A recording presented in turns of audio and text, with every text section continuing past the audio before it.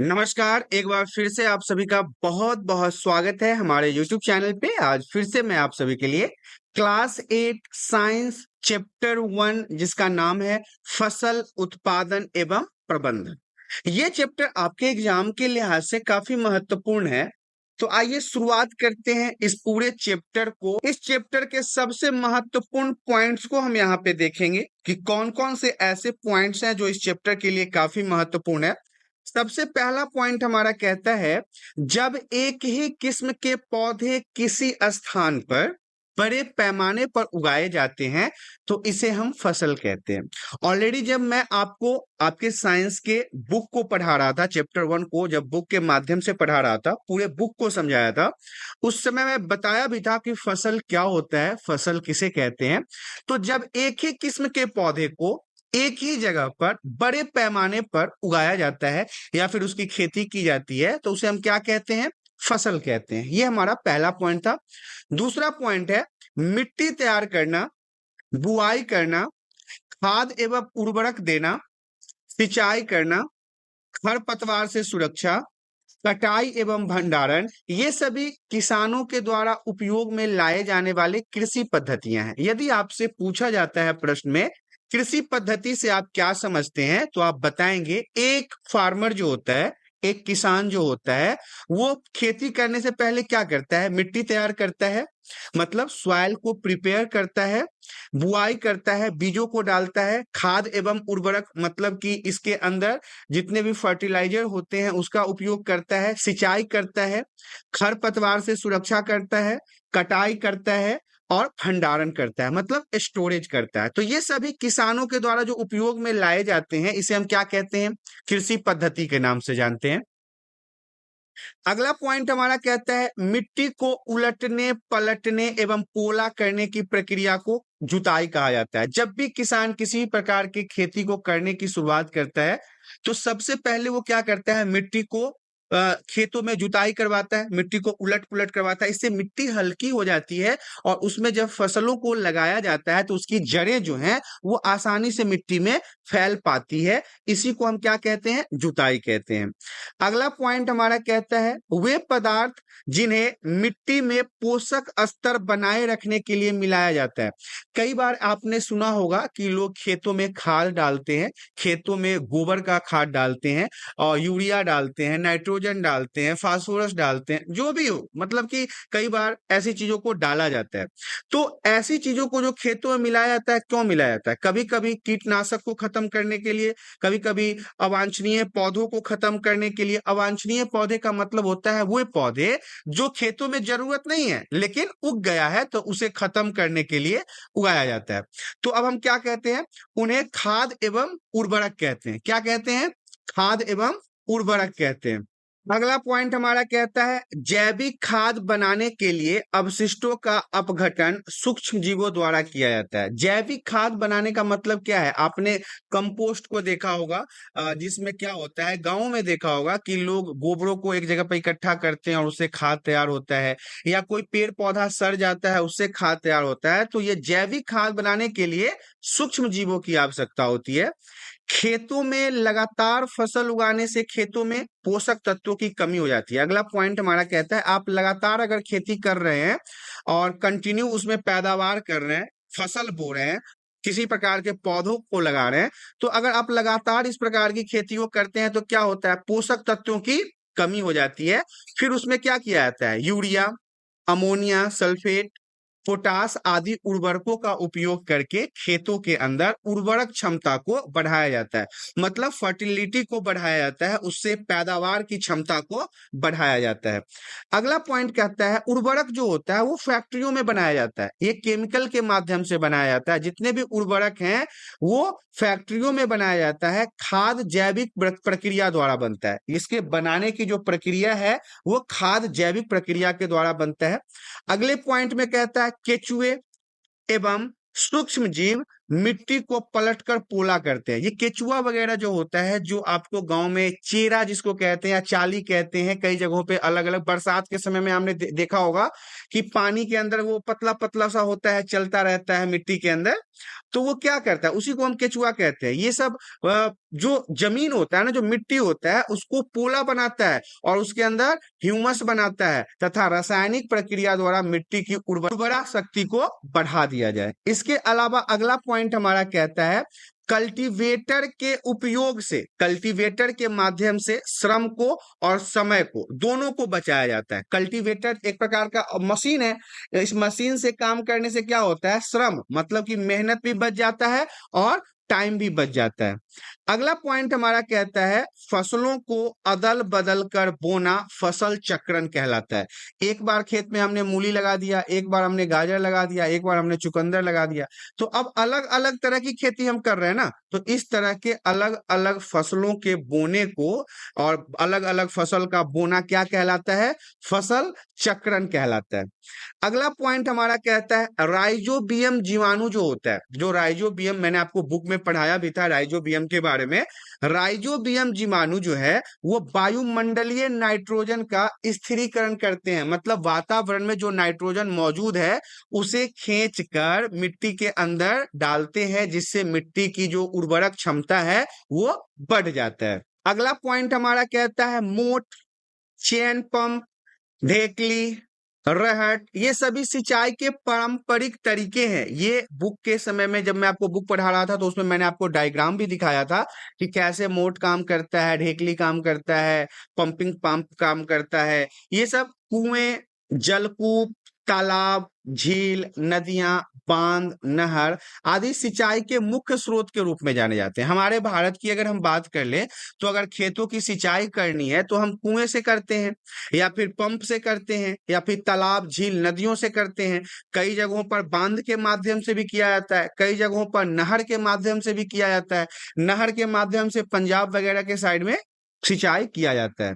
इसके अलावा छिड़काव तंत्र, इस विधि का उपयोग असमतल भूमि के लिए किया जाता है। मतलब छिड़काव तंत्र कहने का मतलब पानी को छिड़क छिड़क के डालने का खेती में उपयोग कहाँ होता है, जहां पे भूमि समतल नहीं होता है, एक समतल जैसा नहीं होता, उबड़ खाबड़ होता है या फिर पहाड़ी एरिया होता है, वहां पे हम छिड़काव तंत्र का उपयोग करते हैं।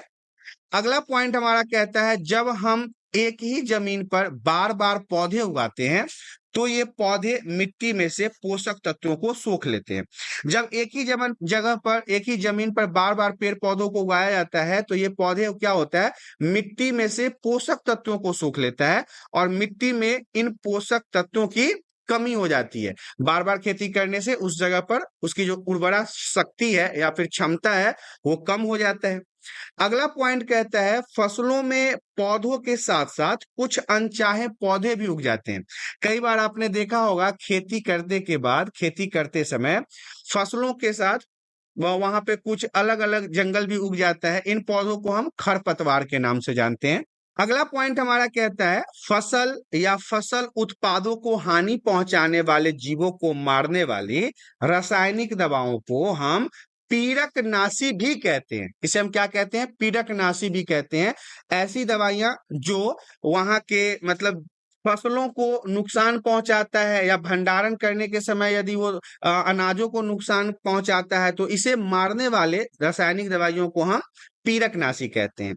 अगला पॉइंट है वह मशीन जो हार्वेस्टर तथा थ्रेसर दोनों का कार्य करता है, वह मशीन जो हार्वेस्टर तथा थ्रेसर दोनों का कार्य करता है कंबाइन मशीन कहलाता है। ये इंपॉर्टेंट रहेगा। कंबाइन मशीन आपसे यदि पूछा जाता है तो आप बताएंगे वह मशीन जो हार्वेस्टर तथा थ्रेसर दोनों का काम करे उसे हम क्या कहते हैं, कंबाइन मशीन कहते हैं। अगला पॉइंट हमारा कहता है पीड़कनाशियों के उपयोग से, पीड़कनाशियों के उपयोग से पौधों को हानि पहुंचाने वाले जीव नष्ट हो जाते हैं परंतु पौधों को कोई हानि नहीं पहुंचता है। देखिए पीड़कनाशी जो होता है, जो रासायनिक दवाइयां होती है, इसका उपयोग अगर हम पौधों पे करते हैं तो पौधों पे कोई असर नहीं होता। ये सिर्फ उन पौधों पर असर होता है जो वहां पे अवांछनीय होते हैं, जिनकी जरूरत नहीं होती है। परंतु जो मेन पौधा होता है उस पे कोई असर इसका नहीं होता है। अगला पॉइंट है पीरकनाशी जल स्रोतों से मिलकर ही जल प्रदूषण का कारण बन रहा है। ये जो रासायनिक दवाइयां होती है जो फैक्ट्रियों में बनता है, तो ये पानी में मिलके जमीन के नीचे चला जाता है, ग्राउंड वाटर के पास, और इससे जो जल का प्रदूषण है वो दिन प्रतिदिन फैलता जा रहा है। अब हम इस चैप्टर के प्रश्न उत्तर के बारे में बात करेंगे। अभ्यास के प्रश्न उत्तर में सबसे पहला प्रश्न हमारा कहता है उचित शब्द छांटकर रिक्त स्थानों की पूर्ति कीजिए। यहाँ पे हमारे पास जितने भी प्रश्न दिए गए हैं इसमें हमें इन शब्दों को फिल करना है। तो देखिए पहला क जो है वो कहता है एक स्थान पर एक ही प्रकार से बड़ी मात्रा में उगाए गए पौधों को हम क्या कहते हैं? तो इन पौधों को हम फसल कहते हैं। पहला ओके है। दूसरा है फसल उगाने से पहले प्रथम चरण मिट्टी की डैश होती है। फसल उगाने से पहले हम मिट्टी की क्या करते हैं? तैयारी करते हैं, मिट्टी को पोला वगैरह बनाते हैं। तीसरा हमारा कहता है क्षतिग्रस्त बीज जल की सतह पर क्या करने लगता है? तैरने लगता है। ये मैंने आपको चैप्टर में भी बताया था कि जो क्षतिग्रस्त बीज होते हैं, जो बीज खराब होता है, उसे अगर आप पानी में रखोगे तो वो पानी के ऊपर तैरने लगता है। अगला पॉइंट है हमारा इसमें घ फसल उगने के लिए या फसल उगाने के लिए पर्याप्त सूर्य का प्रकाश एवं मिट्टी से डैश तथा डैश आवश्यक होता है। अब मिट्टी से हमें क्या चाहिए? तो मिट्टी से हमें जल की भी आवश्यकता होती है। अगर मिट्टी के अंदर जल नहीं होगा तो आप फसल नहीं उगा पाएंगे।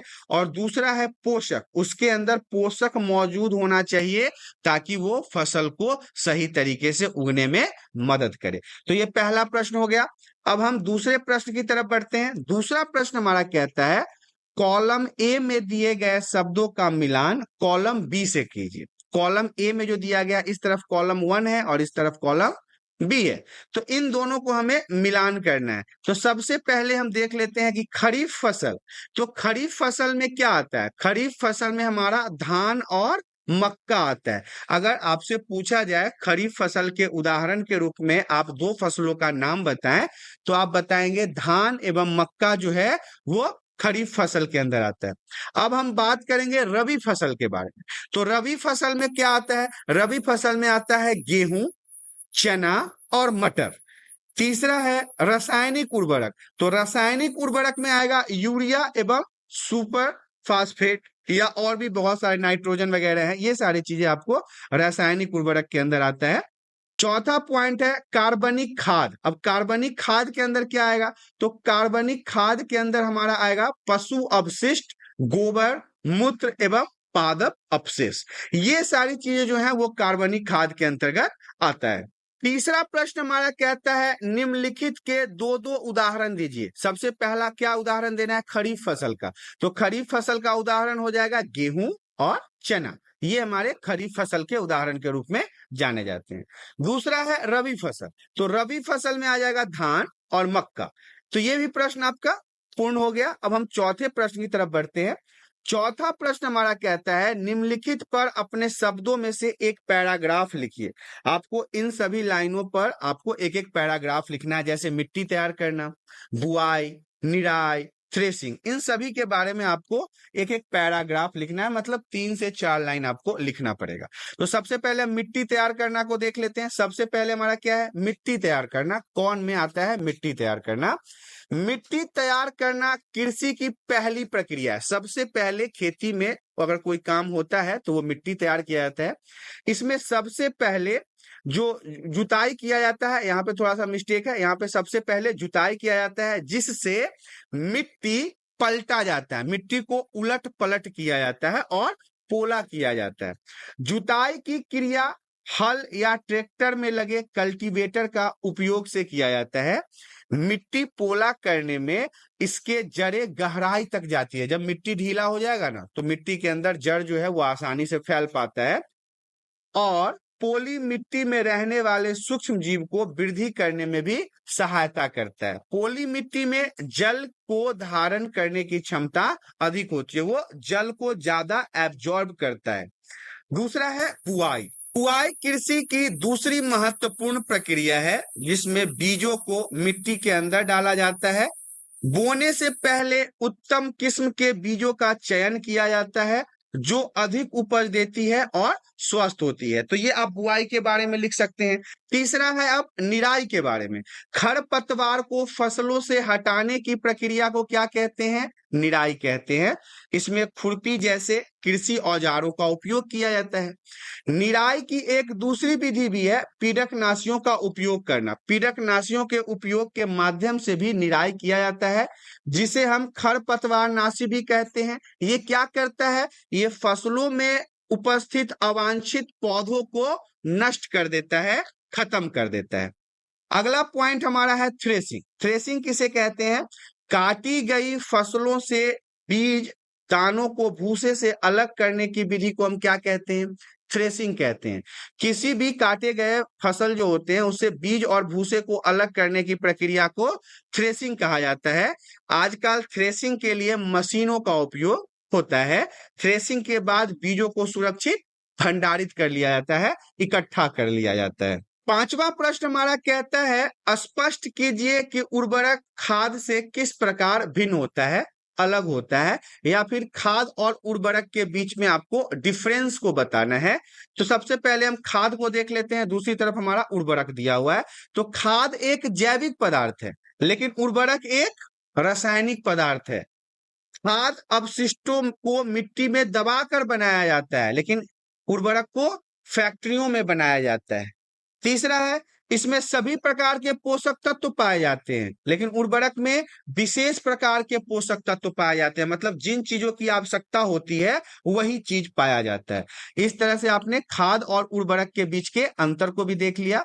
अब हम बात करेंगे छठे प्रश्न का, जो है सिंचाई किसे कहते हैं? जल संरक्षित करने वाली सिंचाई की दो विधियों का वर्णन कीजिए। तो देखिए, विभिन्न अंतराल पर खेतों में जल देना सिंचाई कहलाता है। खेतों में पानी डालना, पानी पटाना सिंचाई कहलाता है। जल संरक्षित करने वाली सिंचाई की दो विधियां, पहला तो नहर है और दूसरा कुआं है। इनसे हम पानी की बर्बादी को रोक सकते हैं, जल को संरक्षित कर सकते हैं। अगला प्रश्न हमारा कहता है यदि गेहूं को खरीफ ऋतु में उगाया जाए तो क्या होगा? अगर गेहूं को खरीफ ऋतु में उगाया जाएगा तो क्या होगा? तो बताया गया है यदि गेहूं को आप खरीफ ऋतु में उगाते हैं तो उसके अनुकूल मौसम, ताप, आर्द्रता तथा परिस्थितियां नहीं मिलेगी और वह फसल उपयुक्त नहीं होगा। गेहूं को आप उस समय में नहीं उगा पाएंगे। आठवां प्रश्न हमारा कहता है खेत में लगातार फसल उगाने से मिट्टी पर क्या प्रभाव पड़ता है? व्याख्या कीजिए।